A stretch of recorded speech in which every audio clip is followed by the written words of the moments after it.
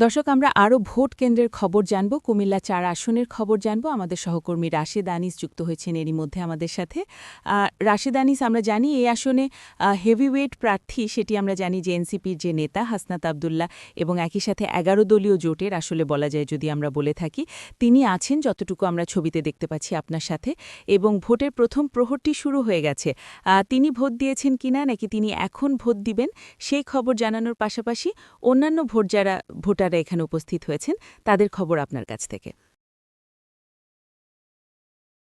Vote দেননি, যে vote দিয়েছেন সেটি আসলে সরাসরি যুক্ত হবার চেষ্টা করব এবং দেখানোর চেষ্টা করব। হাসনাত সকাল ৭:৩০ বাজে ভোট কেন্দ্রে চলে এসেছেন, ভোট দিবেন। প্রথম ভোট কিনা, কি প্রত্যাশা একটু বলবেন। এটা আমার জীবনে আমার প্রথম ভোট। আমি আগে কখনো ভোট দেইনি, প্রথম ভোটও দিব এবং প্রথম প্রার্থীও হয়েছে।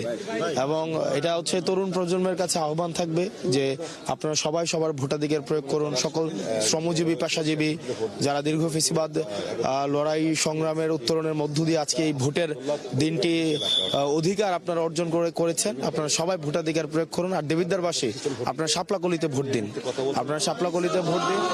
ইনশাআল্লাহ আমরা আপনার প্রতিনিধি হয়ে, আপনার কণ্ঠস্বর হয়ে সংসদে আপনার প্রতিনিধিত্ব। এলাকাতে কেমন লাগছে প্রার্থী এবং ভোটার একসাথে দুইটা, কেমন লাগছে নিজ এলাকাতে ভোট দিতে? এটা উৎসবমুখর পরিবেশ, সবাই আসছে তো ভোট দিতে যাই।